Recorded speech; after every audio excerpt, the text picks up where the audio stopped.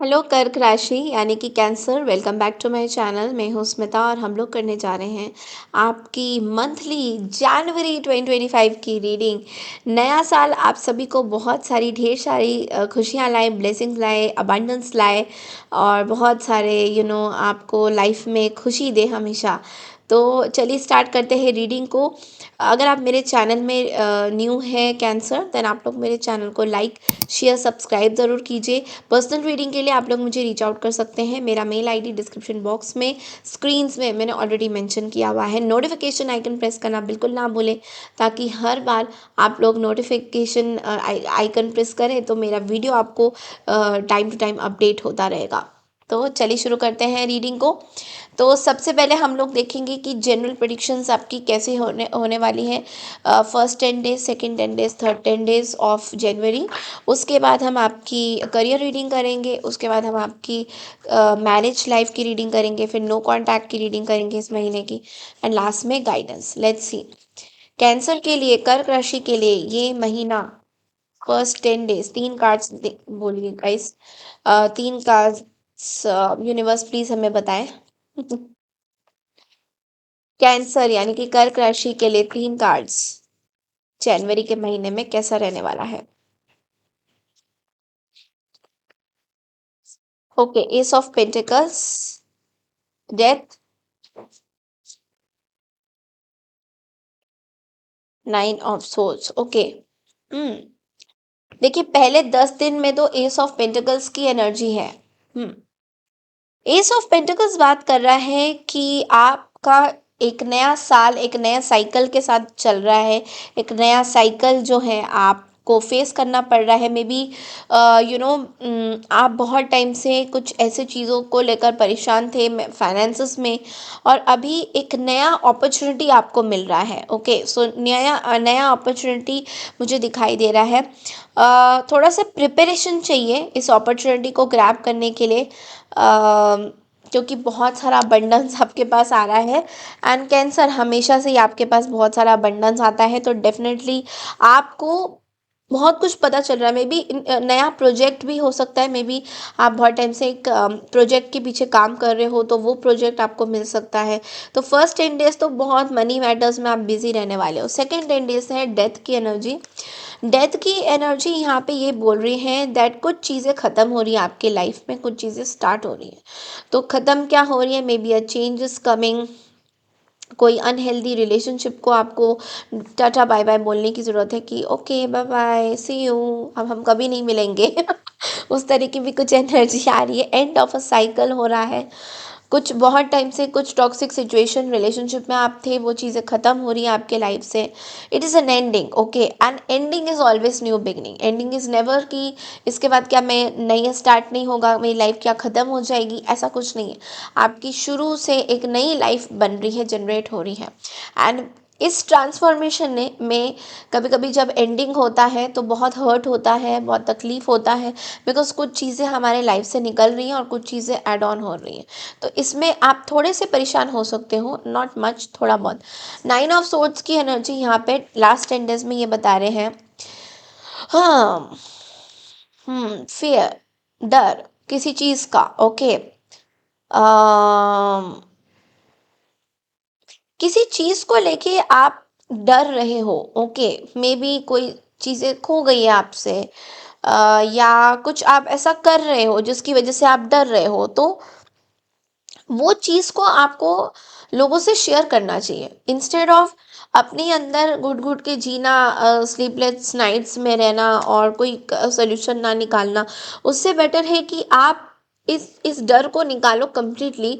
आप लोगों से शेयर करो, हीलर्स के पास जाओ, टैरो रीडर्स के पास जाओ, सो दैट आप एक एक उस स्टैचर में आओ जहाँ पे आपको होना चाहिए। तो वो बहुत इंपॉर्टेंट है आपके लिए, बिकॉज ये जो डर है, ये डर अच्छा नहीं है। एंड सेवन ऑफ सोर्ड्स की भी एनर्जी है। मे बी कुछ आप कर रहे हो छुप छुप के जो आपको नहीं करना चाहिए, आपका अंदर का इंट्यूटिव पावर्स बोल रहे हैं that you should not be doing this, आपको यही नहीं नहीं करना चाहिए।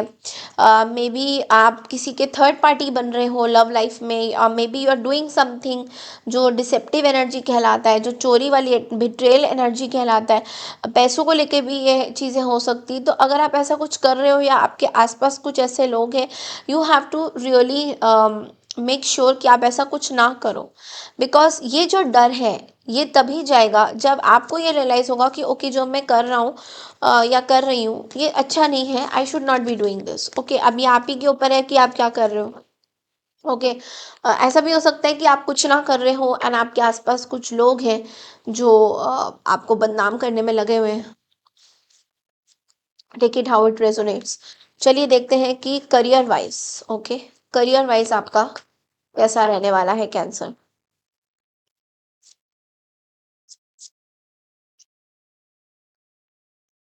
करियर वाइज में चैरियट की एनर्जी देख रही हूँ। करियर में ना ऐसा लग रहा है कि ओके ओके करियर चल रहा है, बहुत ज़्यादा तेज़ी से भी करियर की स्पीड नहीं चल रही है। कुछ ऑब्स्टेकल्स थे, आपके एम्बिशंस बहुत ज़्यादा है, आपका विल पावर बहुत ज़्यादा स्ट्रांग है, बट थोड़ा सा ग्रीफ सैडनेस टावर मोमेंट्स ये सब चीज़ें चल रही हैं, उस वजह से करियर ज़्यादा फोकस्ड में आप नहीं हो, तो ये महीना थोड़ा सा स्लो जाएगा करियर वाइज में।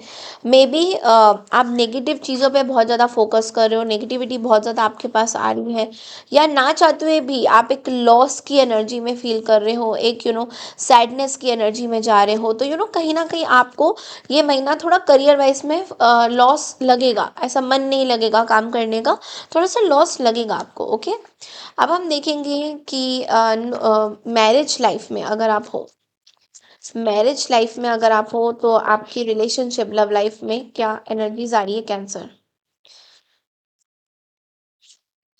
मैरिज लाइफ में अगर आप हो तो क्या एनर्जीज आ रही है। ओके, सो मैरिज लाइफ में मैं देख पा रही हूँ कि बहुत अच्छी एनर्जीज हैं।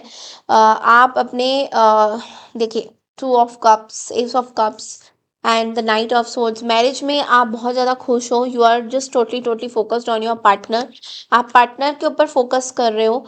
ऑल्सो आप अपने मैरिज लाइफ में अपनी चीज़ों को शेयर भी कर रहे हो अपने पार्टनर के साथ, आप अपने दिल को दिमाग को सामने रख रहे हो and you are very happy with your partner. कहीं ना कहीं एक डिसिप्लिन नेचर भी दिखाई दे रहा है मैरिज में।